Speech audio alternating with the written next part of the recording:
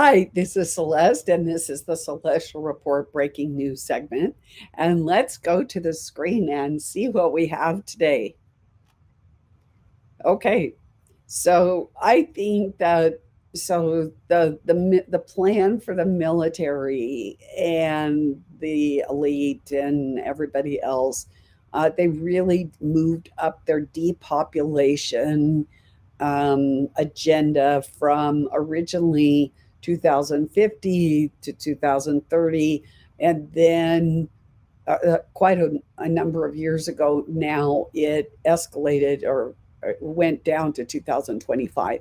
So basically, they want all the old humans, those are humans created in the divine image of God, depopulated by 2025. And in 2020, they started bringing on the new humans. These are the transgenic hybrid humans that I don't believe that they have a soul. And they also have different functions than a human. And we will be discussing that in great length in the days to come. But as a widow myself, and my husband's death didn't have anything to do with a medical situation, it was a car accident. But this is something that I learned um, because it was a real shock to go from having a husband and um, going through isolation and loneliness and working through becoming my own woman, and who I was in Jesus Christ. And it was difficult, and but I'm glad that I went through this experience. And I think we need to take a hard look, since the you know depopulation is in full gear. If you don't see it, I'm sorry, this isn't the channel for you. But if you are aware that depopulation is in high gear, then we have to face some uncomfortable truths that many of us will be a widow or a widower, or we will lose family members. And what does that do to us? I know that it was very hard to overcome all of that. It was only that I had been a believer for my whole life, and I had these series of good times with the Lord and bad times with the Lord that made my journey into widowhood a little bit easier.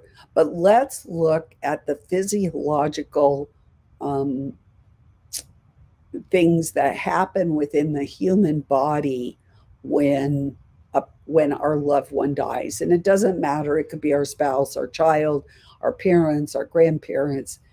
It could be a good friend of yours. So let's just look. And quite frankly, I believe that I did. The study says heart failure risk increased by social isolation and loneliness. I do believe in those early hours of my widowhood, at some point, I had a small heart attack. So there's evidence of that in my body, and I was I was pretty sad.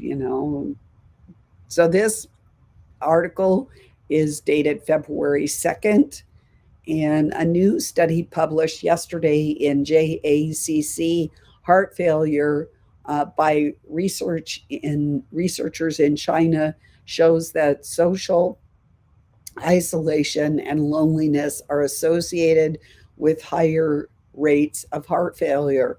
And really, we don't have to be involved in the death of a loved one. Just think about the social distancing and the lockdowns and what they did, and how did they impact many of our hearts um, as a result of these policies. And I find this interesting that this study came from China. However, whether a person feels lonely, regardless if they are alone or not, is important in a determining factor.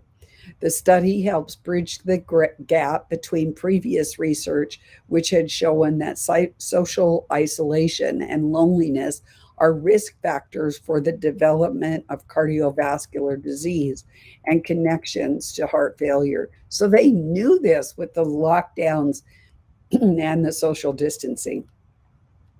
Both social isolation and loneliness are categorized as forms of social disconnection, but have differing components. Social isolation is defined as objectively being alone and having few social connections, while loneliness is defined by the painful emotions that accompany a person's level of social interactions less than what they would like it to be.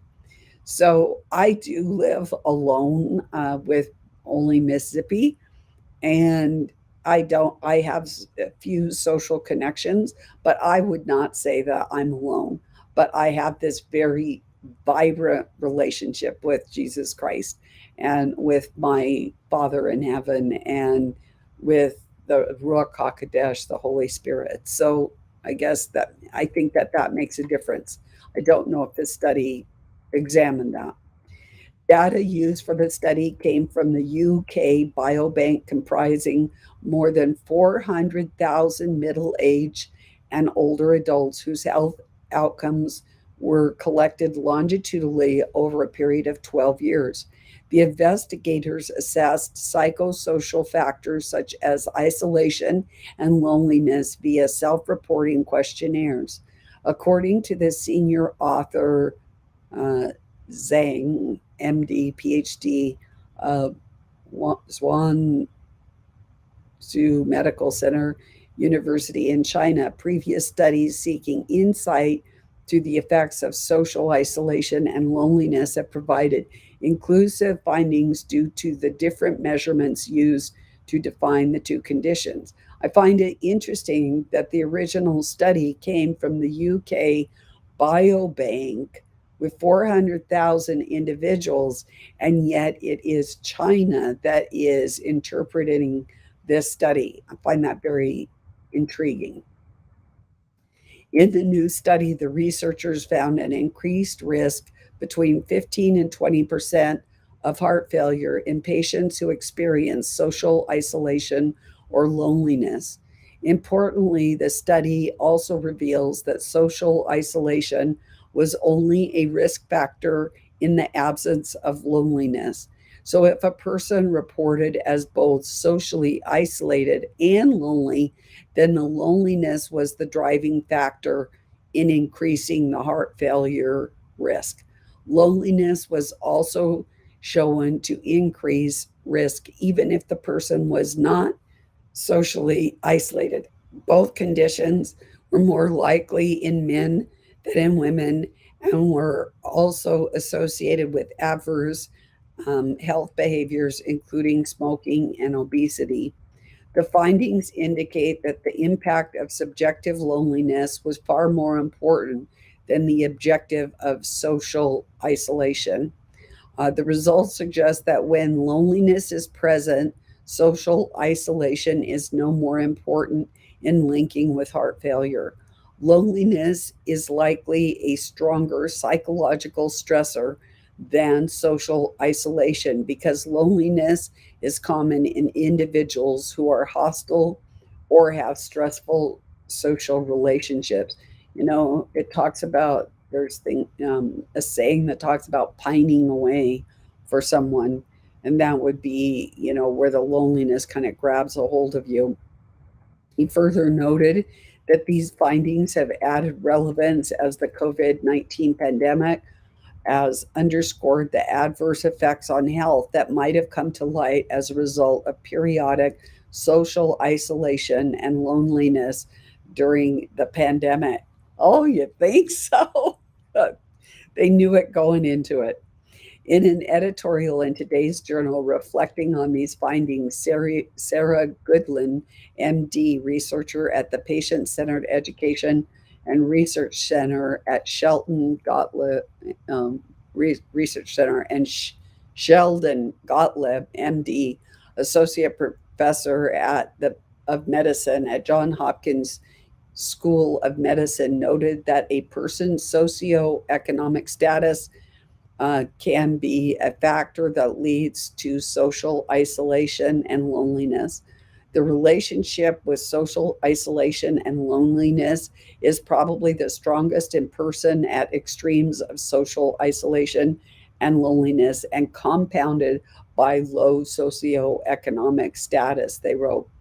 Because social determinants of health are increasingly recognized as important components of patient centered healthcare, it may be appropriate to incorporate specific interventions such as social prescribing into care. That's like a prescription. You have to go find some friends or people to hang out with um, if you want to be healthy. Next, yeah, additional let me start that again. Additional next steps planned by the researchers include investigating the effects of the that two factors play in determining major health outcomes in vulnerable populations, such as those with type 2 diabetes. The team is also delving into better understanding how the exact mechanisms caused by social isolation and loneliness affect the cardiovascular health and lead to heart disease.